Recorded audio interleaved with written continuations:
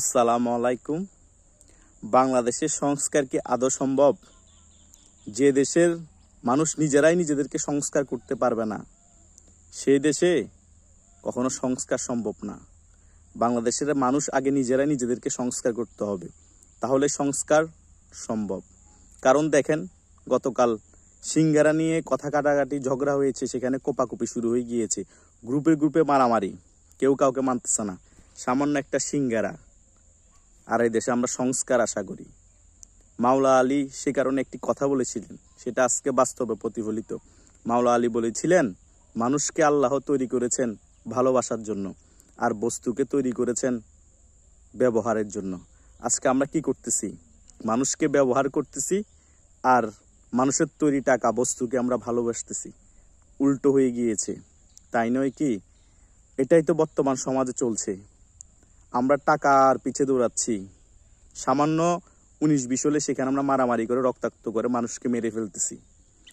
মতের বিরোধ হলে, মতের মিল না থাকলে তাকে আমরা নিরীহ মানুষকে কষ্ট দিচ্ছি, ঘর বাড়ি জ্বালিয়ে দিচ্ছি, তাকে আমরা জেলে ভরে দিচ্ছি। সেটা এখন না, অনেক আগে থেকে চলে আসতেছে।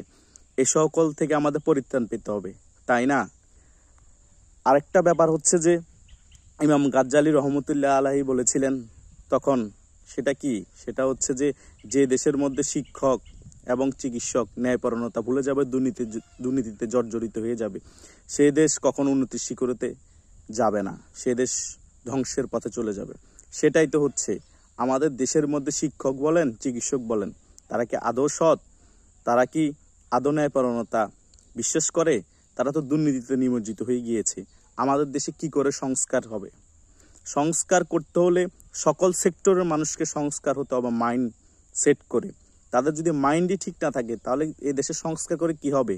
ঠিকই তো দুর্নীতি থাকবে দেশের মধ্যে, লুটতরাজ থাকবে, ডাকাত থাকবে, চোর থাকবে, বাটপার থাকবে, সকল কিছুই থাকবে, কিন্তু তার পরিমাণ অনেক বেশি বেড়ে যাবে।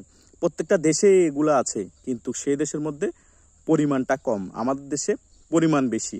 আর আমাদের মাইন্ডসেট ঠিক নেই। আমরা এক জিনিস বেশি দিন খেতে পারি না, এক জিনিস বেশি দিন খেলে ভালো লাগে না, তখন আমরা বিদ্রোহ পরায়ণ হয়ে উঠি। আমরা বাঙালিরা এমনই, আমিও তার ব্যতিক্রম না। তাই আমাদেরকে নিজেরাই নিজেদেরকে আগে সংস্কার করতে হবে, তারপরে দেশের সংস্কারে চিন্তা করতে হবে। সে একদম প্রধানমন্ত্রী থেকে শুরু করে একদম মেথর পর্যন্ত সকলেরই মাইন্ডসেট পরিবর্তন করতে হবে। তা না হলে দেশ দেশই থেকে যাবে, দেশের কোনো সংস্কার হবে না, উন্নয়ন সাধিত হলেও সেটা চোখে পড়বে না। কারণ আমরা হচ্ছে প্রতিহিংসা পরায়ণ। বঙ্গবন্ধু একটি কথা বলেছিলেন, পৃথিবীর কোনো জায়গায় পরশ্রীঘাত শব্দটি নেই, কিন্তু বাংলাদেশে পরশ্রীঘাত শব্দটি আছে। কেন জানেন?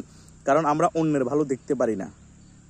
অন্যে যদি ভালো চলে আমাদের খারাপ লাগে, আমরা নিজের জায়গায় থেকে তখন নিজেরটা ভালো মনে করি, কিন্তু যখন ওই জায়গায় যাই আবার অপরেরটা খারাপ মনে করি। আমরা হচ্ছি পরশ্রীঘাত। বাঙালি জাতি এমনই। সেই কারণে বাঙালি জাতি যদি উন্নতির শিখরে যেতে হয়, বাংলাদেশ সুন্দর হতে হয়, বাংলাদেশের সকল মানুষ ভালোভাবে চলতে হয়, তাহলে বাংলাদেশের মানুষের আগে মাইন্ডসেট পরিবর্তন করতে হবে। মাইন্ডসেট যদি পরিবর্তন আমরা করতে না পারি, বাংলাদেশ পরিবর্তন হবে না। বাংলাদেশের আমাদের আইন শৃঙ্খলা পরিবর্তন হবে না। বাংলাদেশের সকল মানুষ ছোট বিষয় নিয়ে হানাহানি করবে, ঘরে ঘরে আমাদের ঝগড়া বাসার থাকবে, রাজনৈতিক কোন্দল থাকবে, প্রতিহিংসা পরায়ণ হবে। দল চেঞ্জ হবে, কিন্তু মাইন্ডসেট চেঞ্জ হবে না। দেশের মানুষের কোনো উন্নতি সাধিত হবে না। বিপ্লবের পর বিপ্লব হবে, গণ অভ্যুত্থানের পর গণ অভ্যুত্থান হবে, কিন্তু বাংলাদেশ বাংলাদেশির হবে। বাংলাদেশের মানুষ ঠিক আগের মতোই থেকে যাবে, 2 পয়সার লাভ হবে না। ধন্যবাদ সকলকে।